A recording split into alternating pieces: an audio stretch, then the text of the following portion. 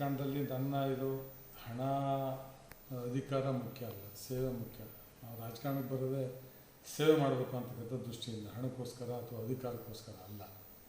ಒಂದು.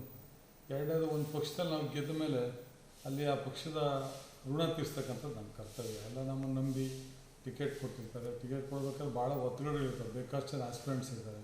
ಅಂಥದ್ರಲ್ಲಿ ನಮ್ಮನ್ನು ಆಯ್ಕೆ ಮಾಡಿ ಟಿಕೆಟ್ ಕೊಟ್ಟಿರ್ತಾರೆ. ನಾನು ಪ್ರಥಮ ಬಾರಿಗೆ ಶಾಸಕನಾಗಿ ಶೃಂಗೇರಿ ವಿಧಾನಸಭಾ ಕ್ಷೇತ್ರದಿಂದ ಆಯ್ಕೆಯಾಗಿ ವಿಧಾನಸಭೆಗೆ ಹೋಗಿದ್ದೀನಿ. ನನ್ನನ್ನು ಮಲೆನಾಡು ಪ್ರದೇಶ ಅಭಿವೃದ್ಧಿ ಮಂಡಳಿ ಅಧ್ಯಕ್ಷನಾಗೂ ಮಾಡಿದ್ದಾರೆ. ಅಲ್ಲೂ ಕೂಡ ಒಳ್ಳೆ ಕೆಲಸ ಮಾಡ್ತಾಯಿದ್ವಿ. ಸರ್ಕಾರ, ಮುಖ್ಯಮಂತ್ರಿಗಳು, ನಮ್ಮ ಸಿದ್ದರಾಮಯ್ಯನವರು ಇರ್ಬೋದು, ಡಿ ಕೆ ಶಿವಕುಮಾರ್, ಎಲ್ಲರೂ ಉಪಮುಖ್ಯಮಂತ್ರಿಗಳಿರ್ಬೋದು, ನಮಗೆಲ್ಲ ಅಭಿವೃದ್ಧಿ ಕೆಲಸಕ್ಕೆ ಸಹಕಾರ ಕೊಟ್ಟಿದ್ದಾರೆ. ಕಳೆದ ಸಾರಿ ಅತಿವೃಷ್ಟಿಯಲ್ಲಿ ಭಾಳ ದೊಡ್ಡ ಅನಾಹುತ ಆಯಿತು. ನಮ್ಮ ನಿರೀಕ್ಷೆಗೂ ಮೀರಿದ ಒಂದು ಪರಿಹಾರ ಕಾರ್ಯಗಳನ್ನು ನಮ್ಮಲ್ಲಿ ನಾವು ಮಾಡಿದ್ವಿ. ಸರ್ಕಾರನೂ ಕೂಡ ನಮ್ಮ ಜೊತೆ ನಿಂತಿದೆ. ಹಾಗಾಗಿ ಈ ಒಂದು ಅವಧಿ ಎಲ್ಲ ಗೌರವಾನ್ವಿತ ಶಾಸಕರು ಏನೇ ತಪ್ಪಿರಲಿ ಒಂದು ಪಕ್ಷದಲ್ಲಿ ಗೆದ್ದಿರೋರು ಚರ್ಚೆ ಮಾಡಿ ತೀರ್ಮಾನ ತಗೊಳ್ಬೋದಿತ್ತು. ಆ ಥರ ಮಾಡಿದ ರೀತಿ ಏಕಾಏಕಿಯಾಗಿ ಹೋಗಿ ಒಂದು ಸರ್ಕಾರನ ಅಭದ್ರಗೊಳಿಸ್ತಕ್ಕಂಥದ್ದು ಈ ಪ್ರಜಾಪ್ರಭುತ್ವ ವ್ಯವಸ್ಥೆಯಲ್ಲಿ ಸರಿಯಲ್ಲ.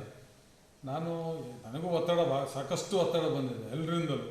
ನಾನು ಅವರ ಇಂಡಿವಿಜುವಲ್ ಹೆಸರು ಹೇಳೋಕ್ಕೆ ಹೋಗೋದಿಲ್ಲ. ಸಾಕಷ್ಟು ಒತ್ತಡ ಬಂದಿದೆ. ಅಂದರೆ ತಡೆಯೋಕ್ಕೆ ಆಗದಲ್ಲೇ ಇರೋಷ್ಟು ಒತ್ತಡ, ಅಂಶಗಳು, ಬೇರೆ ಬೇರೆ ಎಲ್ಲ ಒತ್ತಡಗಳು ಬಂದಿದೆ. ಆದರೂ ಕೂಡ ಪಕ್ಷದಲ್ಲಿ ತತ್ವ ಸಿದ್ಧಾಂತಗಳು, ನಮಗೊಂದು ಪಕ್ಷದಲ್ಲಿದ್ದೀನಿ. ನಮ್ಮದು ಹೈಕಮಾಂಡ್ ಇದೆ.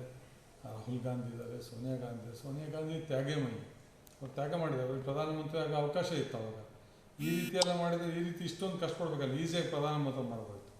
ಅವತ್ತು ಈ ವಿದೇಶಿಯರು ಹಾಗೆ ಹೀಗೆ ಅಂತ ಹೇಳಿದ್ರಿಂದ ಅವರು ಆ ಹುದ್ದೆ ತ್ಯಾಗ ಮಾಡಿ ಒಬ್ಬ ಮತ್ಸದ್ದಿ ಆರ್ಥಿಕ ತಜ್ಞ ಮನಮೋಹನ್ ಸಿಂಗ್ ಅವ್ರನ್ನ ಪ್ರಧಾನಮಂತ್ರಿ ಮಾಡಿದರು. ಮನಮೋಹನ್ ಸಿಂಗ್ ಪ್ರಧಾನಮಂತ್ರಿ ಆದಮೇಲೆ ವಿದೇಶಿಯರು ಬಂದು ನಮ್ಮ ಆರ್ಥಿಕ ವ್ಯವಸ್ಥೆ ಬಗ್ಗೆ ನಮ್ಮ ದೇಶಕ್ಕೆ ಬಂದು ನೋಡಿ ಹೋಗ್ತಕ್ಕಂಥ ಮಟ್ಟಕ್ಕೆ ಅವರು ಅಧಿಕಾರ ನಡೆಸಿದ್ದಾರೆ.